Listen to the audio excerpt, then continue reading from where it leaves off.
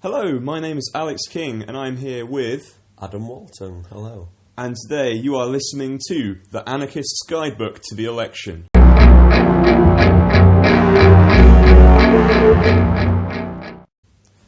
First off then, let's talk about some of the kind of news stories we've had on the run-up to the elections and these popular kind of things that have been tweeted about. To start with, how about Russell Brand's interview with Miliband? I thought it was quite a successful interview. A lot of people said Ed Miliband was a bit stupid for going and talking to someone. David Cameron, for instance, called the interview a jerk. He said Ed Miliband can talk to people while David Cameron will talk to real people, whilst surrounded by people in fancy suits who didn't look like normal people and looked very miserable to be there.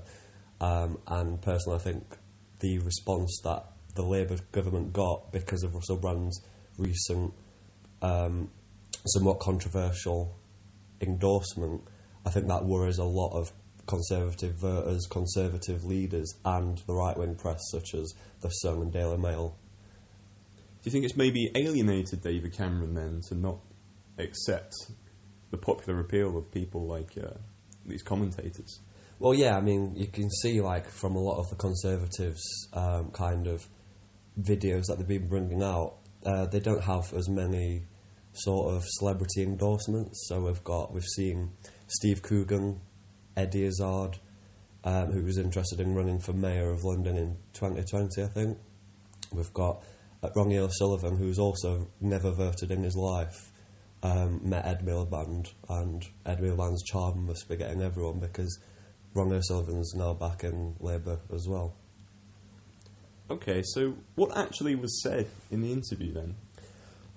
Well, everyone, first of all, seems to comment on Russell Brand's verbosity when it comes to interviewing. I think everyone comments on Russell Brand's verbosity. I personally verbosity. admire it, but I've been a fan of his for over a year now, following his Truths videos that are obviously released every weekday about news topics, and he covers them with more of an open-minded view. I think it gives the facts that the news don't. But for instance, like his first question to Ed Miliband was about 1 minute 20, I think. But a lot of people seem to forget that Russell Brand isn't an interviewer. He is an entertainer. He does like the sound of his own voice, and I think he wanted to be as clear with the time I had with the Labour leader in what he was saying, what he was trying to get across. So his first question was pretty much pointing out facts and then letting Ed Miliband respond. Well, what justification does Russell Brand really have then to be interviewing Miliband? Maybe Cameron's right, maybe it's a bit of a joke. Well, I mean, I can see like maybe why a lot of people think he's a joke, especially if they've only seen him do comedy, because obviously the whole idea of being a comedian is to be a jerk. But some people would say stick to what you're good at. Maybe maybe he should lay off the politics. Well, a lot of people who do say he's a jerk also say when was he ever a comedian? A lot of people then insult his comedy. So it's like, why tell him to stick what he's good at when you don't think he was good at that? Right now he's appealing to the young masses, including a lot of old people. I've been to see a few of his live interviews at cinemas, for instance, the Picture House in Bath. And to be honest, at least 75% of the audience seem to be kind of elderly people, which surprised me. So it's not just the young people he's appealing to, but what he has been doing is sort of engaging young people into politics. People feel disillusioned, disheartened by the whole process. He's pointing out what's wrong with the government, using other people's facts about the government, and then kind of concluding it to make people understand a bit more. And that's why I think the interview wasn't a joke with Ed Miliband, because as in the interview, Ed Miliband stated that power should come from below, from the people's voices, so then the government do know what to respond to. Okay, so Adam, what do you think then about the responses to the interview from lots of people on Twitter who have said that Russell Brand's been hypocritical, moving away from his stance of not voting in the election to backing Labour? For me, it was a shock when I saw it. I mean, after the first interview, I thought he was cleverly endorsing Labour without saying it by kind of nodding a lot to Ed Miliband.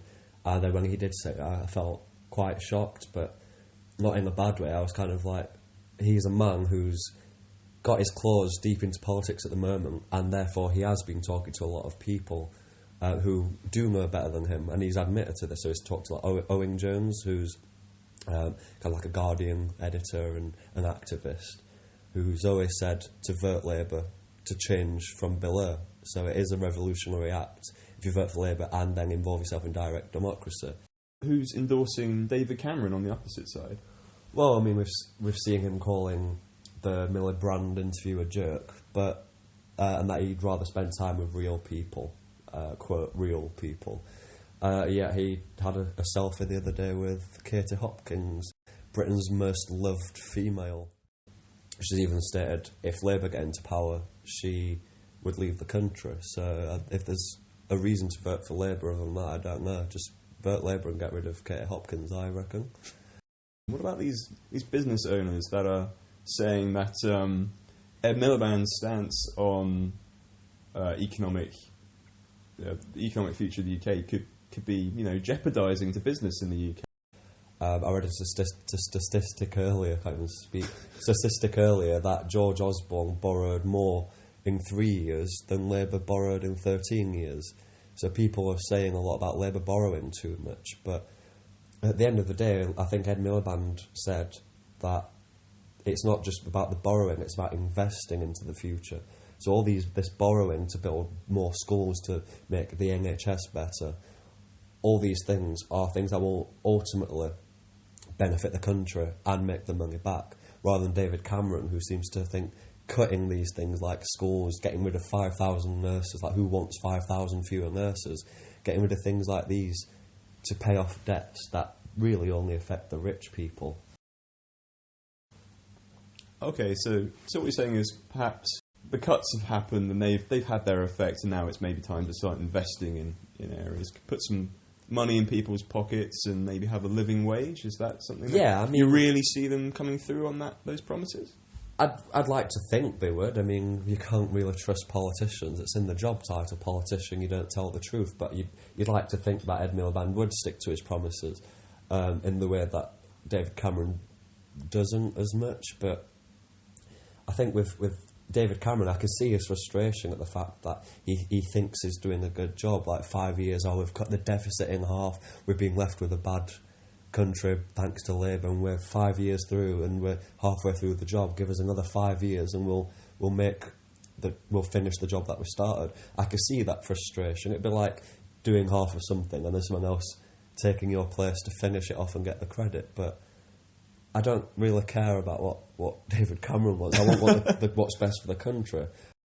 It's very likely that we're going to have a hung parliament or a very close result in the election, and it's quite likely that we'll end up with another sort of coalition or an unspoken agreement between parties. But it would be 5 more years, but I think what if, because at the moment we've got a coalition, so it wouldn't be 5 more years of just David Cameron, because we had Nick Clegg as well, who's actually decent despite some of his hypocritical he is very stances. Sorry. He's very sorry. We've said he's very sorry. But basically, I think if we got Conservatives in, it might not be with Lib Dems this time.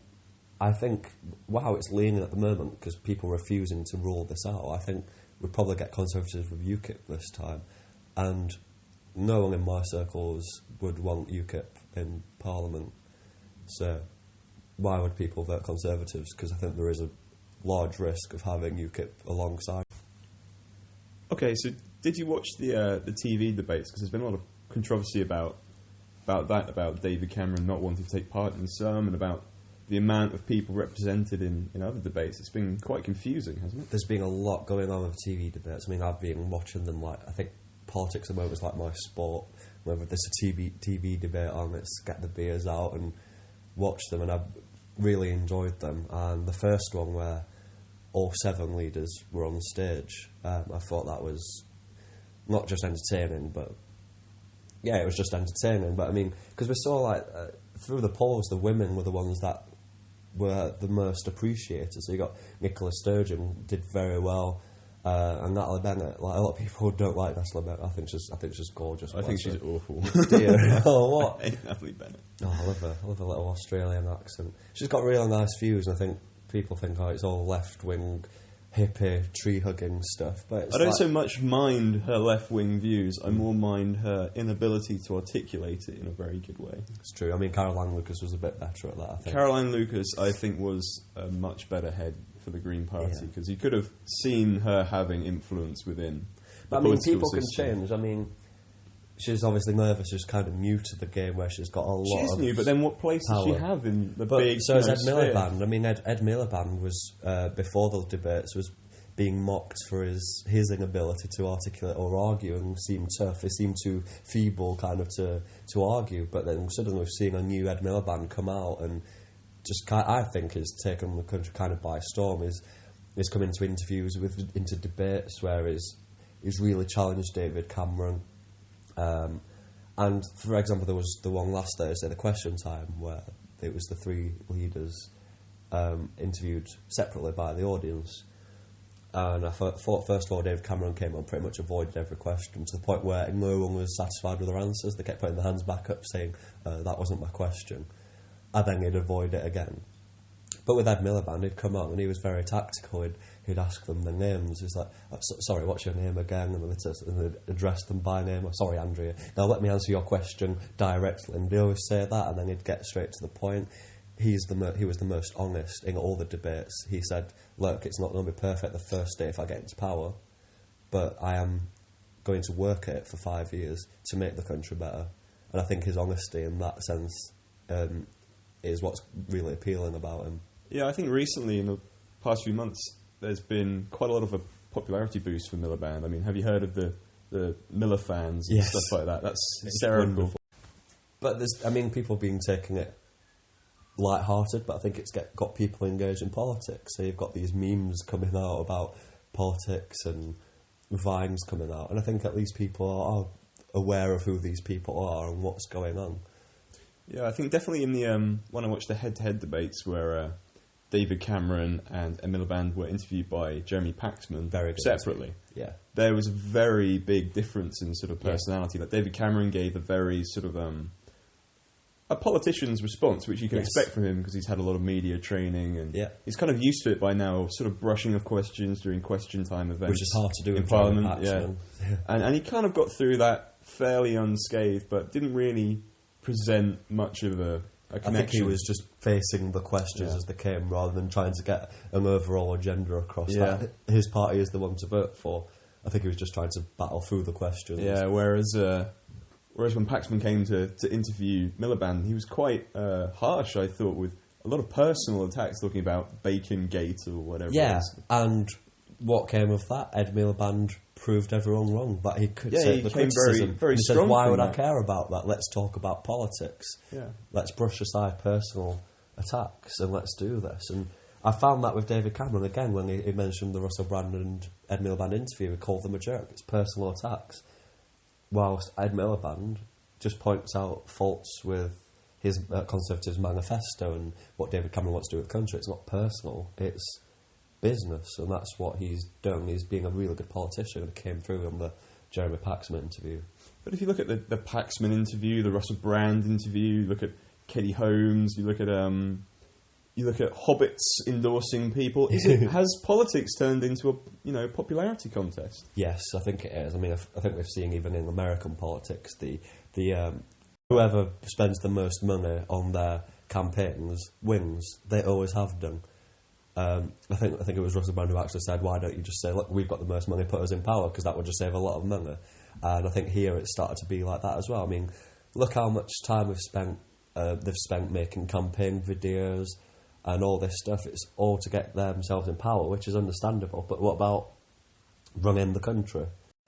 They've been spending so much time about this, like what about doing your job as well? So it is a popularity contest. You've got these celebrity endorsements, things like that, interviews coming on, and you've got Ed Miliband saying pretty much 1v1 me, come on, we'll fight it out. But come at me, bro. Yeah, exactly. And David Cameron's been too scared to do that, and quite rightly so, because I think he'd get destroyed personally. Let's put that on. I might have to crack open another beer. It's tough business, this political podcast. Okay, so now let's talk about the nitty-gritty. Let's talk about what the actual policies are and the actual options for. Well, we're both students, so We are. I think we are. Yeah, I am. yeah, you are. That's good. Confirm, yeah. Confirmed. I should check. I've not been to uni for like 4 weeks, but yeah, something like that. Okay, well, you've got that like recorded now, so. Oh gosh! Uni's gonna Oh come no, through. I'll get kicked out. I don't think they'd care. It's Bath Spa. Okay, so there's a lot of issues that are generally aimed in politics towards elderly people as they seem to vote more, and we've also talked earlier about people maybe not wanting to vote for, disenfranchisement from political parties. But what are the options for people of our age? Well, I mean, first of all, with the idea of people feeling disenfranchised by the whole thing, we've got a lot of people saying, well, either spoil the ballot paper or just don't vote at all, or vote none of the above. More and more people are increasingly either not voting or wanting to vote none of the above because a lot of people aren't feeling that the parties speak for them enough.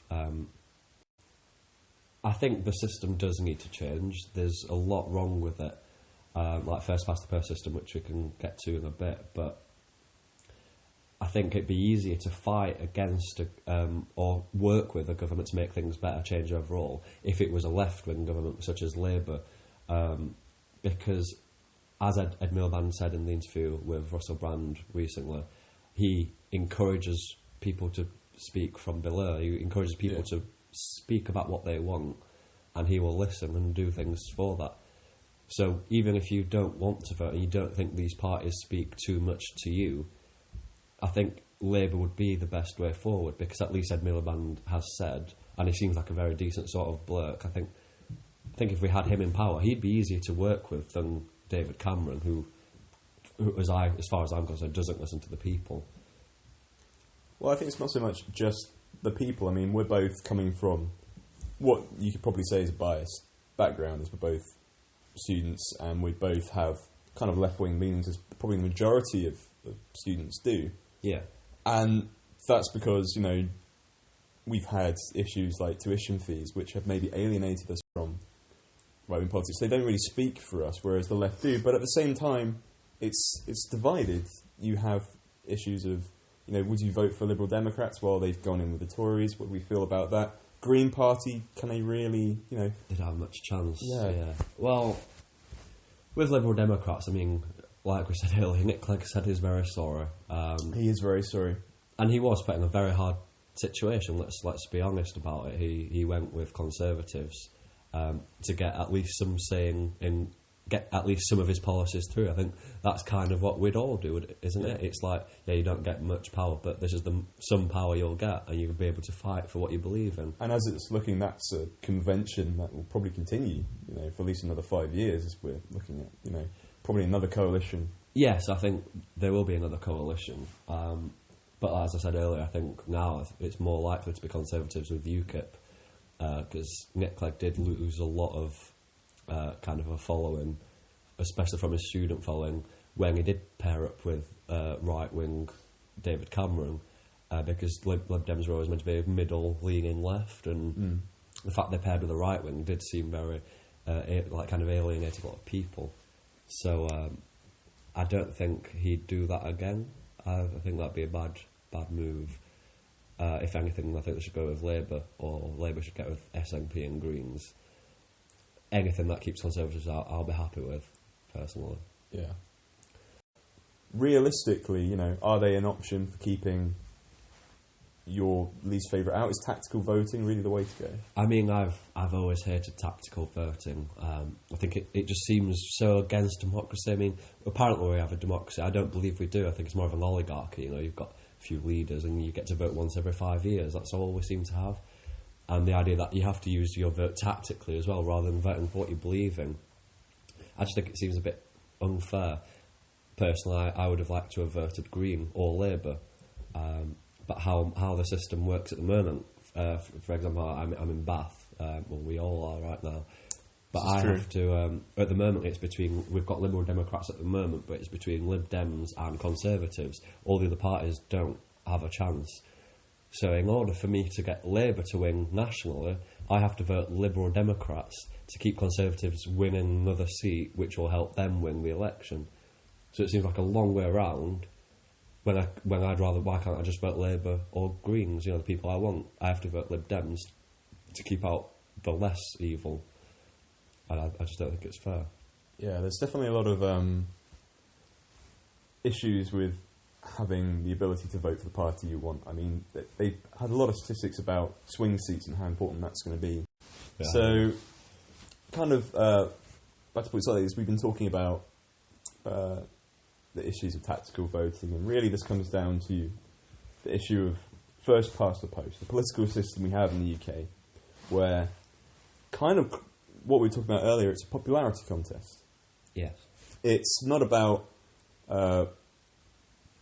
percentages or, percent of people who want the policies that they want. It's about whoever gets the most votes wins. And that could be a minority. You could win on 40% as long as the rest of the vote is split and stuff like that. And the reason first past the post tends to be, has had very little change or very little questioning recently. I mean, the last time they tried to change it, I think, was in 2010 or 2012 by the Liberal Democrats asking for the alternative vote. But even that was a watered down version. And the issue with that is because it protects the larger parties with the built-in sort of majorities from the smaller parties kind of taking votes from them and having an equal say in Parliament. So maybe we would be able to vote for the Green Party or the Liberal Democrats in our own constituencies if we had alternative voting systems, such as STV, such as there's a version of AV in Scotland. There's very different methods which are more proportional. And the way to get these, as Natalie Bennett rightly worded it in her interview with Russell Brand, I think was a good analogy. She said, in order to change the way the voting works, is to get Turkeys to vote for Christmas. Yeah. So the people currently in power, the only ones who can change how the voting works, have to be ready to give up their seat to get a fairer system. And who's going to do that? But that would be the only way we could get a fairer way of voting, where you could vote for minorities and make them a majority, rather than just having two to choose from. You could get Greens in there, even UKIP. Yeah, UKIP. They had I think, I saw a statistic on the UKIP Facebook page which said that they had 900,000 votes. I think they're getting confused with the statistic where 900,000 more people are using food banks because of the Tories. Good one. But I thought it was 100,000 who had voted for UKIP at the last election, but I might be wrong.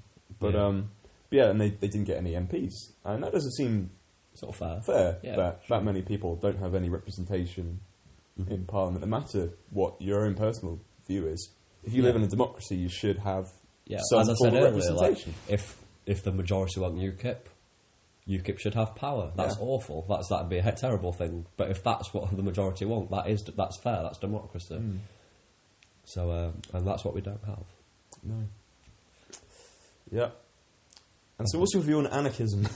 Anarchism. Oh, the Sex Pistols. It's the best. I love the band Sex ever. Pistols. They are very good. Sex Pistols are good. Anarchism. I don't know too much about it. I know it's not as violent as everyone says it is. A lot of people think it's this because of the Sex Pistols representation. They seem to think it's this violent, wacky, get a Mohican kind of haircut and burn things, but it's not. But I do think that is an alternative system that would be more fair than what we've got. It tends to be based around, definitely left-wing anarchism it's based around the idea of cooperatives and mutual enterprise and sort of community-based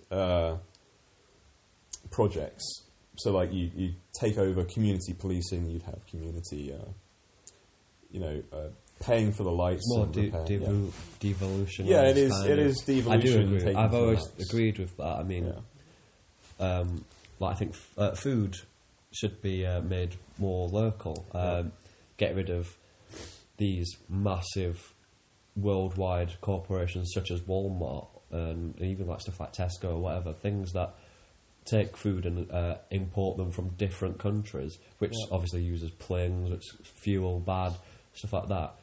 And gives money to the big businesses rather than having localised farming, which could easily sustain the country. If you had more farms, which creates more jobs, and then more money that goes into buying meat from these farms goes back into the city or town that you're from, which means you could build more schools in that town. So that's the way forward, I think. So is that anarchy? Is that anarchism? Yeah, I think that works. I think that's anarcho-syndicalism. There we go, that's the answer. That's my answer. Of what you should vote. You shouldn't. You should become an anarchist instead and not do anything. And it's easier to be one if you vote Labour, I think. Get Labour in. I think it's a lot easier to fight for things that you want if Labour win. Cool. Conservatives don't care about anyone. That's my view. So thank you. This has been a interesting podcast. We have shared some views here today. We have discussed the real important issues. The real important issues like Katie Hopkins, like Love her. like hobbits endorsing, politicians. Did we mention Nigel Farage guarding the borders himself on his campaign video? We didn't, but I'm sure, If people have seen it, you'll know what I mean. Yeah. Just stood by the seaside looking over the barriers like, I hope no one's coming in here. I will drown them myself. I sense foreigners. Yeah. Oh no, it's just my wife. Okay. It's true, she's German, it's true. He's a hypocrite. He is hypocritical. He's hypocritical. Like Russell Brand. Okay. Well, yes, like Russell. Yeah. Come on, Russell. What's his Stick to the plot. Okay. Thank there you we go. very much for having me on. This has been the been good. Anarchists Guidebook to the Election 2015. Bye. Enjoy.